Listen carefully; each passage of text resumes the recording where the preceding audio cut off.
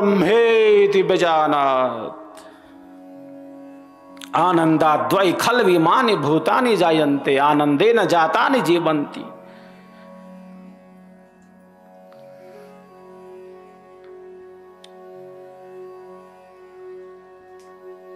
आनंदम प्रयन्त्य विषम विशन्ति।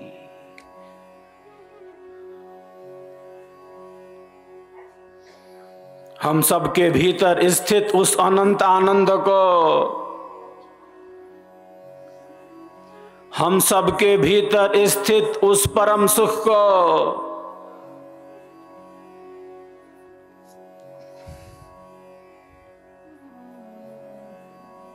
सबके भीतर स्थित उस आत्म तत्व को हमारे ऋषियों ने, हमारे महर्षियों ने, विहंगम योग के प्रणेता सदगुरु सदाफल देव जी भगवान ने साधना की अतल गहराई में पहुंचकर आनंद के सर्वोच्च शिखर को प्राप्त किया, अध्यात्म के सर्वोच्च शिखर को प्राप्त किया।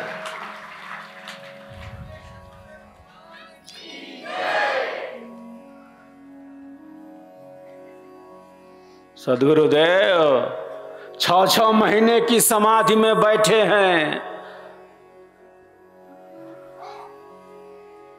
ऐसे ही स्वरवेद का ज्ञान नहीं प्रकट हो गया, ऐसे ही स्वरवेद का सिद्धांत हमारे कल्याण के लिए सदगुरुदेव ने प्रकट नहीं कर दिया। कुछ इधर से जोड़ तोड़ मरोड़ के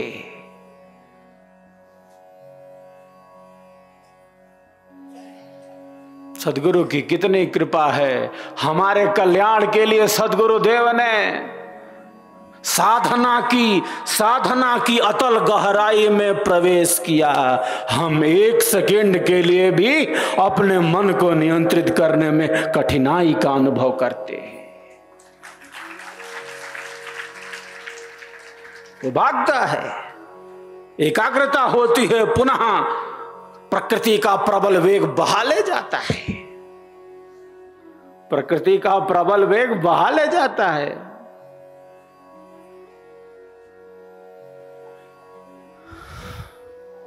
सदगुरुदेव 6-6 महीने की अखंड समाधि में बैठे हैं।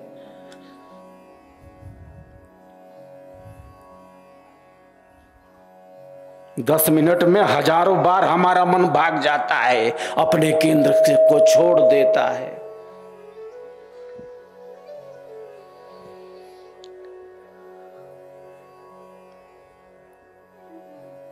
बिना अन्न जल ग्रहण किए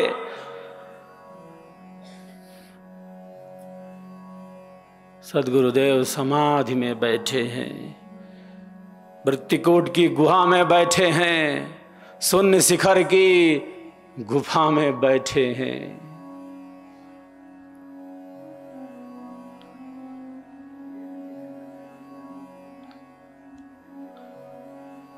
सेवक कुछ आहार दे आता है, खाने पीने की वस्तुओं को दे आता है, उसे वापस लाना पड़ता है। सदगुरुदेव समाधि में है।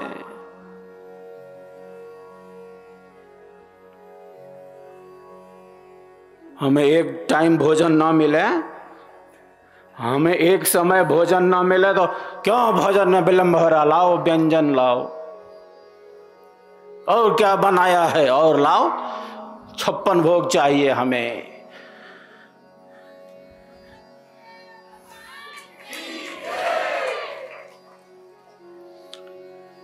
सदगुरुदेव बैठे हैं, समाधि में बैठे हैं, भूख प्यास से सर्वथा निवृत्ति है। 6-6 महीने की समाधि में बैठे हैं, एक बार बैठ गए तो बैठ गए, उठ नहीं सकते, उसमें स्थित हो गए तो स्थित हो गए।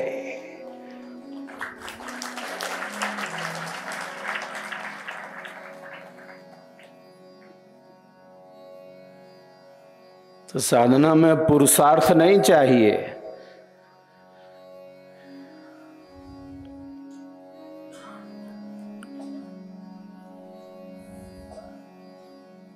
साधना में परम पुरुषार्थ चाहिए, ध्यान के अनुभव के लिए, परमानंद के प्रकाश के लिए। कोई सामान्य पुरुषार्थ से कार्य नहीं होता। यहाँ संसार में कुछ जोड़ना तोड़ना बनाना नहीं है।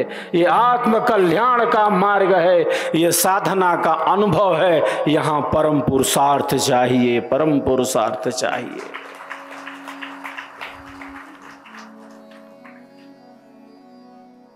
तो 6 महीने की समाधि में बैठे हैं।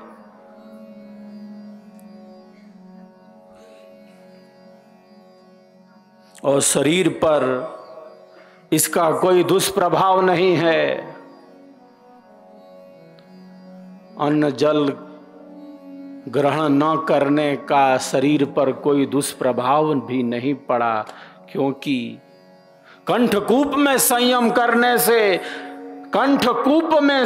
करने से जो योगी है वो भूख प्यास को जीत लेता है, भूख प्यास से निवृत्त हो जाता है।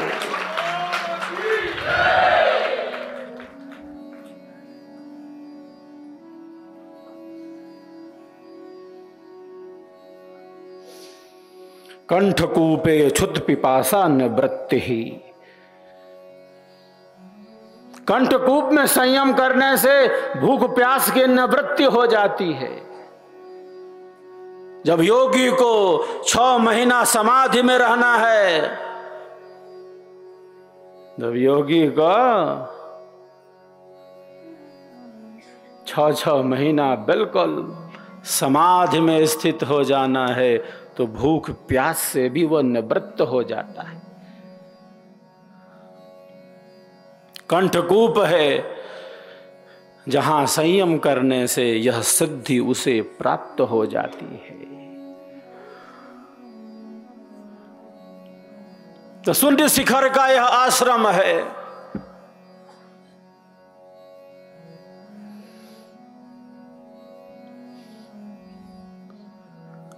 शून्य शिखर की यह दिव्य भूमि है, जो भूमि सिद्धियों की भूमि है। ये औषधियों की भूमि है, कायाकल्प की भूमि है।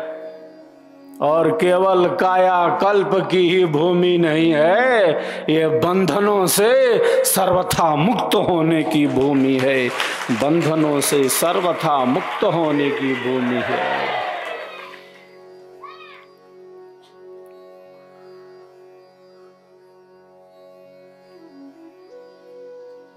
दुखों से सर्वथा निवृत्त होने की भूमि है।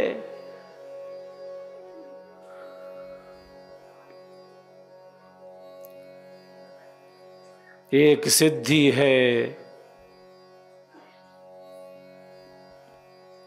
जन्म की,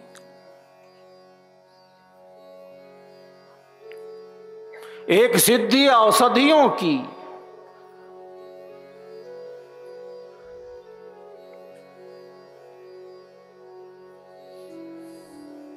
एक सिद्धि है मंत्रों की। मंत्रों को भी सिद्ध किया जाता है।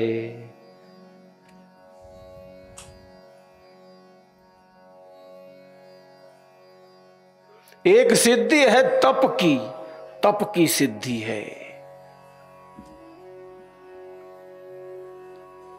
और एक सिद्धि जो सर्वोत्तम सिद्धि है, सर्वोत्कृष्ट सिद्धि है, उस सिद्धि को हमारे ऋषियों ने कहा है वह समाधि की सिद्धि है, वह समाधि की सिद्धि है।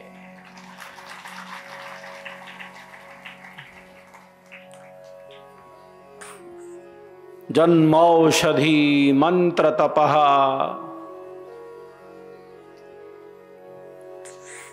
समाधिजा सिद्धयः।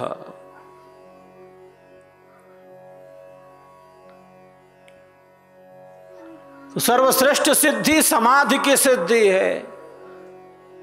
दुखों के बंधन से सर्वथा निवृत्त होने की सिद्धि है। अब दुख नहीं चाहिए, अब दुख नहीं चाहिए। संकल्प है एक योगी का, अब भोग लिया है। कितना माया का थपेड़ा खाया है, अनंत अनंत जन्मों से इस प्रकृति चक्र के प्रवाह में भूले हुए हैं, भटके हुए हैं। अब दुख नहीं चाहिए।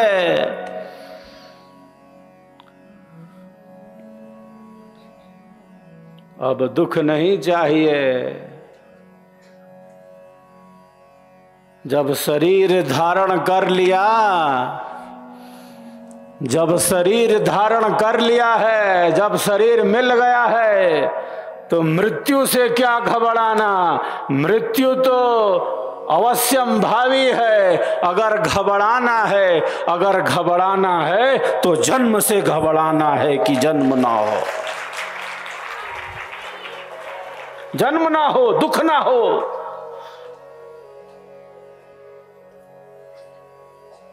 संसार के इस भाव बंधन में ना आना पड़े। मैं तू यह वह मेरा तेरा में न फंसना पड़े, उलझकर मर न जाना पड़े।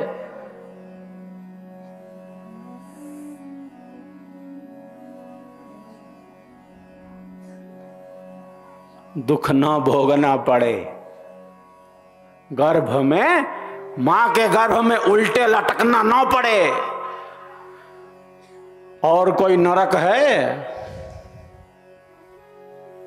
मां के गर्भ में मल मूत्र से भरे शरीर उल्टे लटक गया, नरक के दुख का अनुभव कर रहा है। जन्म और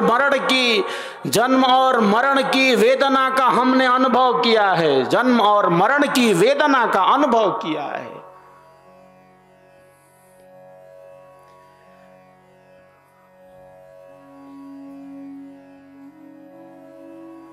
मां के गर्भ में उल्टे लटक गए, मलमूत्र से भरे शरीर में उल्टे लटक गए, घोर अंधेरे में कैद हो गए। मां से कई गुना ज्यादा वो गर्भस्थ शिशु गर्भ में कष्ट भोगता है, ना जाने कितनी बार बेहोश हो जाता है, गर्भ के दुख का अनुभव करता है।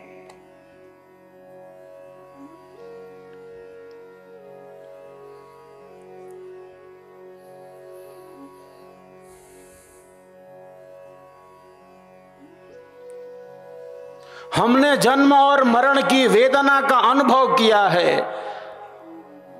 जन्म में कितना कष्ट मिला और मृत्यु के समय कैसी वेदना हुई, हमने इसका अनुभव किया है।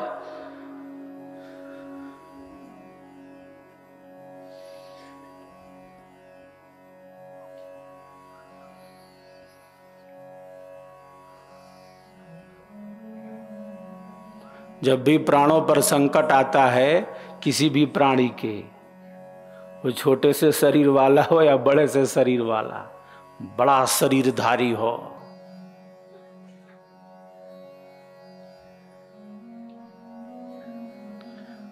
जब भी प्राणों पर संकट आता है तो सभी घबरा जाते हैं।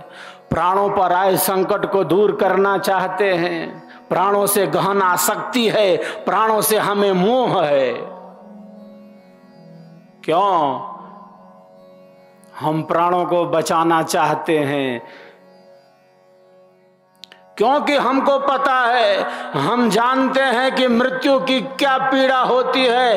प्राणों के छूटने पर हमें कितना कष्ट मिलता है। एक बार प्राण छूटा है, एक बार मां के गर्भ के कष्ट का अनुभव किया है, अनंत अनंत बार कोई गिनती नहीं है, कोई गिनती नहीं है।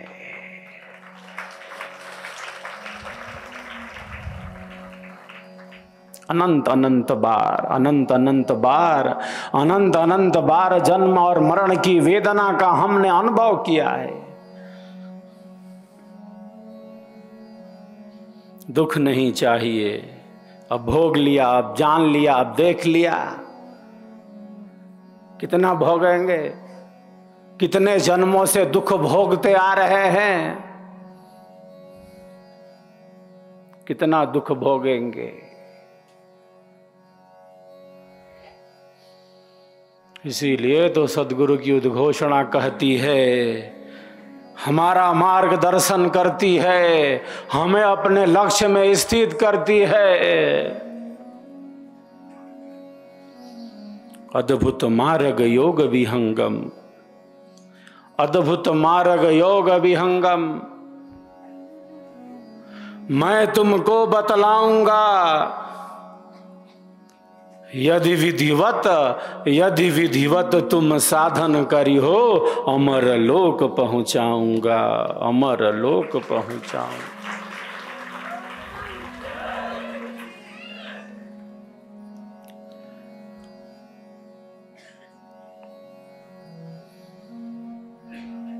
महाप्रभु, महाप्रभु अनंत दयामय, महाप्रभु अनंत दयामय। उनसे तो ही मिलाऊंगा, उनसे तो ही मिलाऊंगा। कहें सदा फल, कहें सदा फल, परमानंदा आवागमन मिटाऊंगा, आवागमन मिटाऊंगा।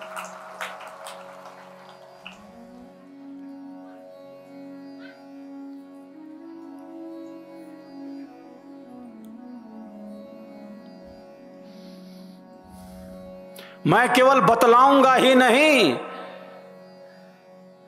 सदगुरुदेव कहते हैं मैं तो बतलाऊंगा ही।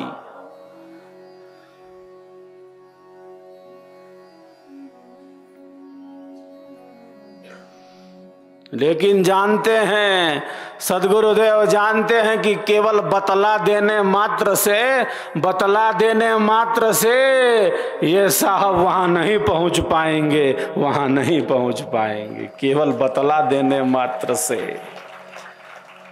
सदगुरुदेव क्या कहते हैं, मैं केवल बतलाऊंगा ही नहीं, मैं पहुंचा भी दूंगा, मैं उस मंडल में स्थित भी कर दूंगा। केवल मैं बतलाऊंगा ही नहीं, मैं तो बतलाऊंगा ही, लेकिन केवल बतलाऊंगा ही नहीं, सदगुरु की उद्घोषणा है कि मैं पहुंचा दूंगा, जीव को उसके परम मंडल में स्थित कर दूंगा।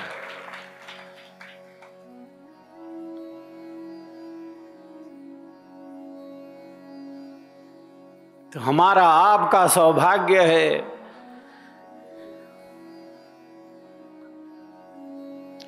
कि हम इस ब्रह्म विद्या विहंगम योग मार्ग के पथ पर गतिमान हैं। सबके अपने संस्कार हैं, सबके अपने भोग हैं, सबके अपने प्रारब्ध हैं, सबके मन की एक स्थिति है, सबके बुद्धि की स्थिति है, सबके एक विचारों की स्थिति है।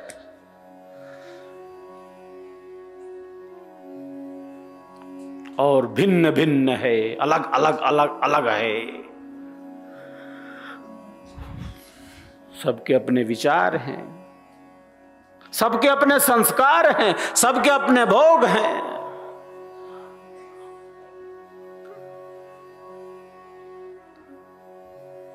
सबकी अपनी एक स्थिति है। क्यों है ऐसा?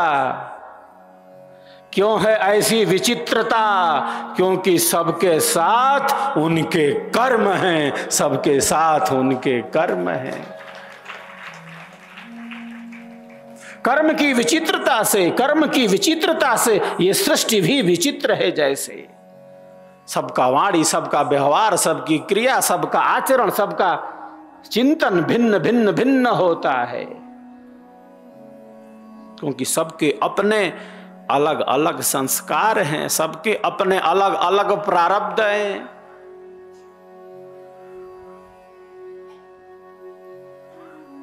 सबके अपने कर्म हैं। अनादिकाल से आत्मा कर्म ही करती आ रही है।